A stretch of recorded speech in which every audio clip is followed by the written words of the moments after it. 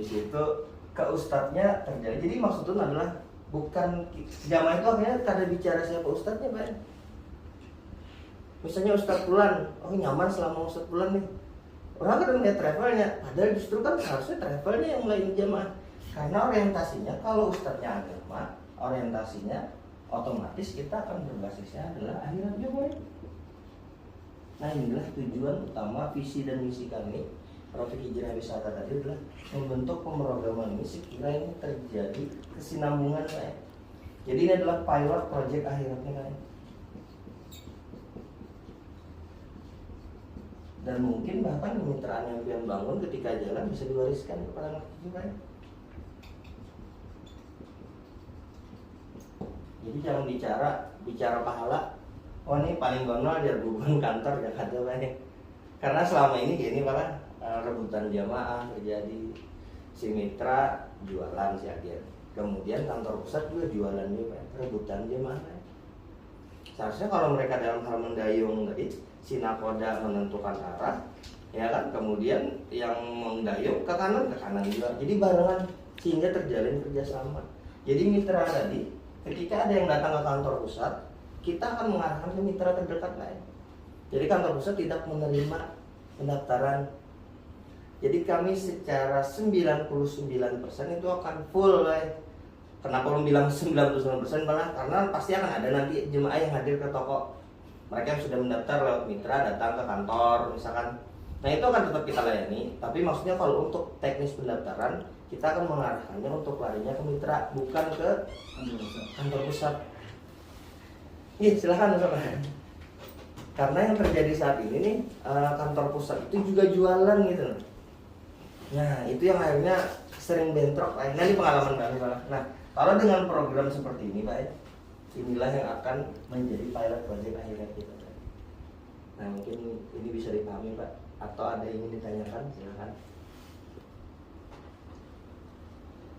Kita sambil jalan malah, artinya ada tanyaan silahkan. Jadi kita kadang mesti Pak Ustaz bimbingnya siapa itu maksud turun adalah tidak menjadi patokan lagi Pak maksudnya. Kenapa? Artinya usaha pembimbing ini adalah salah satu unsur sehingga mendatangkan jamaah yang mabrur Pak. Selama ini kan pala akhirat di ustaz pembimbing Pak. Betul Pak? Iya. Karena orientasinya oleh travel adalah punya duit aja Pak. Ketika ini berorientasi pada duit, dia akan dapatkan duit gitu loh. Tapi ketika orientasi akhirat, kata Ibnu Qayyim kan mengatakan, kalau kamu ingin mengejar dunia, maka akan dapatkan dunia. Tapi kalau kamu mengejar akhirat, maka dunia akan ada berada di belakangmu. Nah inilah kenapa kita harus membangun tasyatul muridnya. Nah ini adalah pilot projectnya Pak, yang voluntary pertama.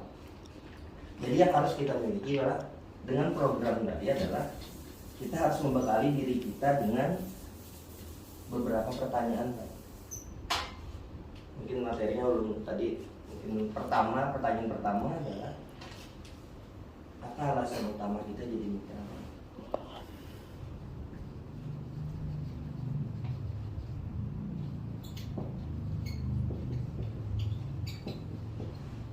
Ini harus ditanyakan kepada diri masing-masing malah.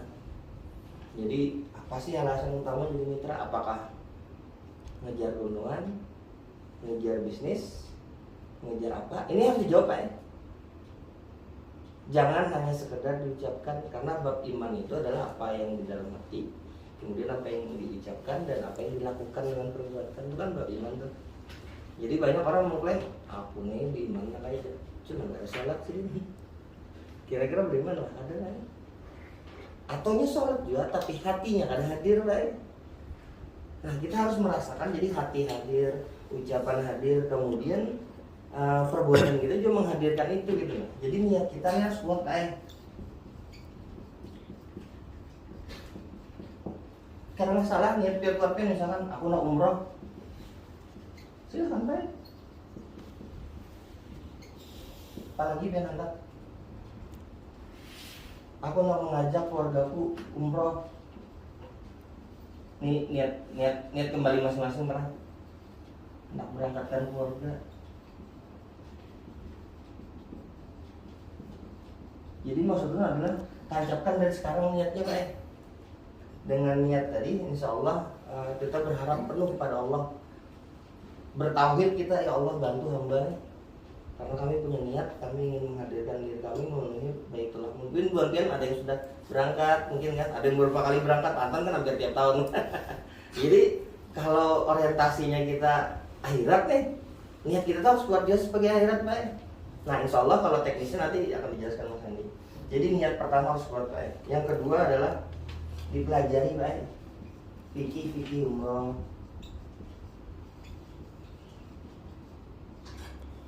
Pernah lah Pak Pian menemui sebuah travel wisata, harus belajar dulu ini wisata apa, travel umrah haji ke detail Pak. Nah hari ini kita belajar Pak, bagaimana fikih umroh karena sambil jalan, oh ternyata ada sisi perbedaan ini. Ini harus dipelajari Pak. Pian harus mempelajari dulu di awal, karena akan ada mungkin materi-materi khusus nanti yang akan diberikan berkelanjutan Pak di sini. Yang ketiga, Pian harus tahu syarat dan rukun umroh. Ini penting Pak, karena ini akan ditanyakan orang di sana kan. Ketika orang mendaftar, Pian harus bukan harus, malah artinya membekali diri Pian gitu kan, dengan pertanyaan-pertanyaan seperti ini. Kalau aku ditanya orang lah, yang aku jawab gitu.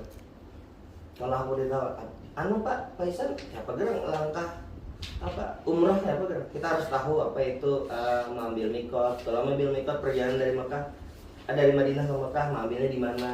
Kalau di atas pesawat kita menuju Mekah langsung, mengambil mikotnya di mana? Mengambil niatnya. Itu harus dipelajari Pak. Apa bacaan doanya? Itu kita pelajari sama-sama Pak. Jadi ini yang menjadi PR bagi kita semua Pak. Nah yang terakhirnya adalah memperhatikan.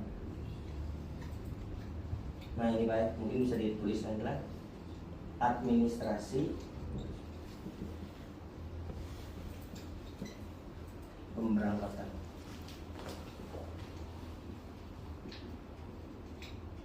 Calon jemaah.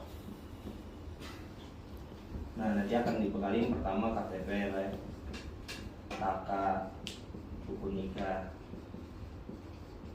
Jadi ketika sudah mendaftar si jamaah tadi, kita lengkapi persyaratannya Pak.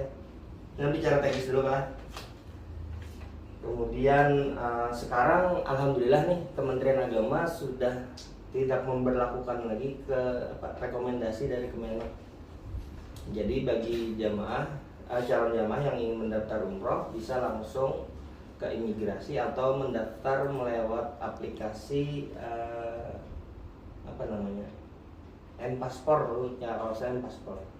Nah jadi bagi anak mendaftar, mereka tidak punya paspor, tinggal mendownload M-Paspor, kemudian mereka download, lengkapi data diri, kita bantu Pak. Jadi jamaah tadi dibantu calon jamaah, kemudian mereka tinggal dapat nomor antrian. Nah nomor antrian tadi mereka berangkatlah ke kantor imigrasi di berapa itu 21 Pak. Nah mereka di sana ada jadwal untuk foto wawancara dari kantor imigrasi.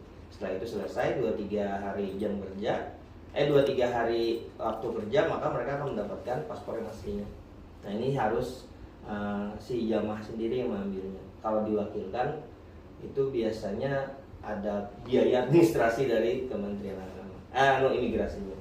Jadi ini perlu kita pahamkan dulu terhadap diri kita. Jadi kita harus siapkan ini Pak.